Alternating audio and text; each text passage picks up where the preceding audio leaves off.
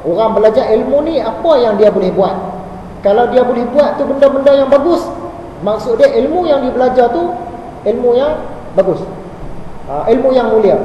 Tapi kalau dia belajar satu ilmu, dia hasilkan benda-benda tak baik, maksud dia ilmu yang dia belajar tu ilmu yang tak mulia. Kita bagi contoh. Contoh orang belajar ilmu sihir. Ilmu sihir dari sudut ilmu memang bagus lah. Sebab apa? Kita tak tahu, kita jadi tahu. Yang tu bagus. Tapi tengok hasil dia.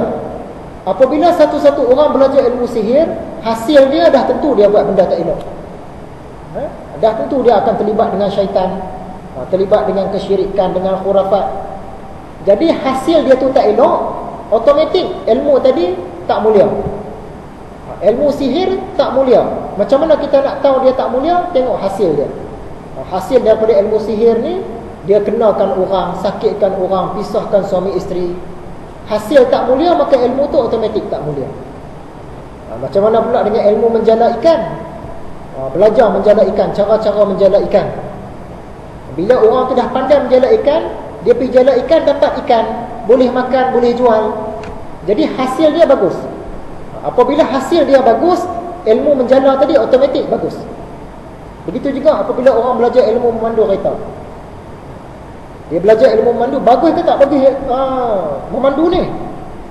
Bila dia dah pandai memandu, dia senang nak hantar anak pergi sekolah, dia senang nak pergi kerja, kan? Kalau ada orang sakit, dia boleh tolong bawa. Nak sampai satu-satu tempat tu cepat.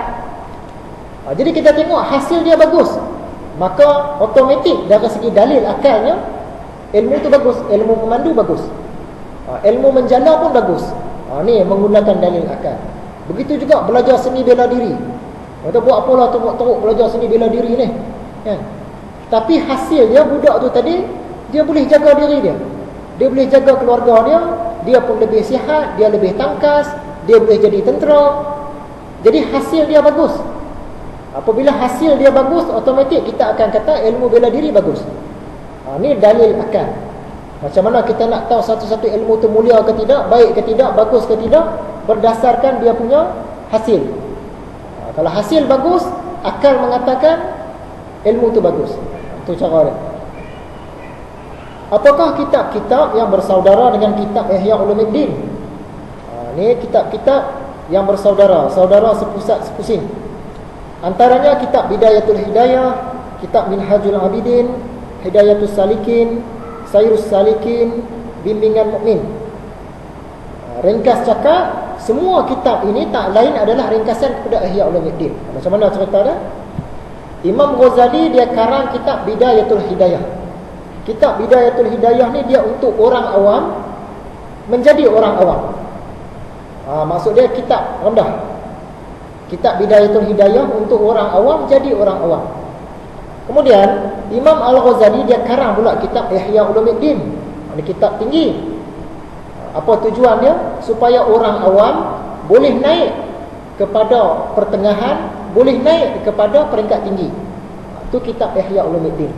Bidayatul Hidayah tadi untuk orang awam jadi orang awam, Ihya Ulumuddin untuk orang awam meningkat sampai peringkat tinggi. Kemudian dia buat satu kitab lagi yang tengah-tengah. Bidayatul Hidayah bawah, Ihya Ulumuddin atas, dia buat satu lagi. Penengah antara dua-dua ni iaitu kitab Minhajul Abidin. Dia untuk orang awam sampai ke peringkat pertengahan. Sebab kadang-kadang Ihya Ulumuddin ni tinggi, dia punya pelajaran tu orang awam tak boleh nak capai, dia buat tengah-tengah. Jadi susunan dia tu Bidayatul Hidayah, Minhajul Abidin, Ihya Ulumuddin. Tu dia punya hubungan. Macam mana pula di Alam Melayu? Di Alam Melayu ni Syekh Abdul Samad Palembang, kitab Bidayatul Hidayah yang bawah ni tadi, dia buat ringkasan dengan nama Hidayatus Salikin. Kitab Hidayatus Salikin tu ringkasan kepada kitab Bidayatul Hidayah. Kemudian Syekh Abdul Samad Palembang juga dia buat satu lagi kitab ringkasan kepada kitab Ihya yang atas tadi, iaitu kitab Sayrus Salikin. Jadi kitab Sayrus Salikin tu ringkasan kepada Ihya. Jadi ada hubungan tu. Macam mana kitab Bimbingan Mukmin? Bimbingan Mukmin ialah ringkasan kepada Ihya juga. Jadi begitulah dia punya hubungan persaudaraan antara sesama kitab ni tadi. Dan yang terakhir, apakah antara kelebihan berguru? Okay, dengan berguru ni biasanya kita lebih mudah dapat, lebih cepat dapat, mengurangkan risiko salah faham. Kalau belajar sendiri-sendiri boleh, tapi dia lambat. Lambat dan dia susah sikit. Kadang-kadang susah banyak, dan yang malangnya kadang-kadang tersalah. Kalau yang tersalah tu rugilah kan. Dan yang satu lagi barakah. Sungguh pun orang tu dia tak mau berguru, tapi benda-benda asas dalam agama ni dia kena selesai. Barulah dia boleh mengkaji sendiri. Ni kalau benda asas dalam agama pun tak selesai, dia nak kaji macam mana? Ya? Jadi tak semestinya berguru, tapi orang yang tak mau berguru ni dia kena asas-asas tu dah selesai. Tapi akan jadi lambat lah.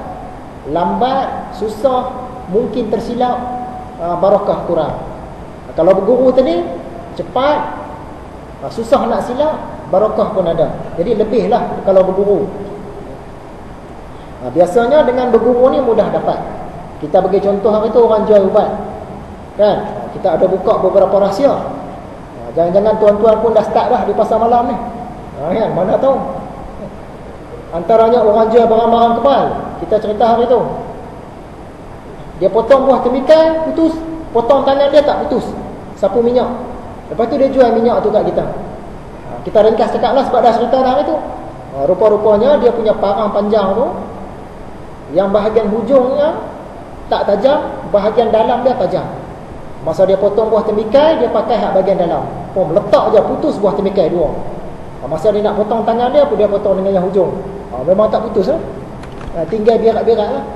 Kita pun belilah minyak dia. Ya? Jadi tuan-tuan nampak macam tak jual lagi ni. Ni akan dah buat dah. Belum lagi lah.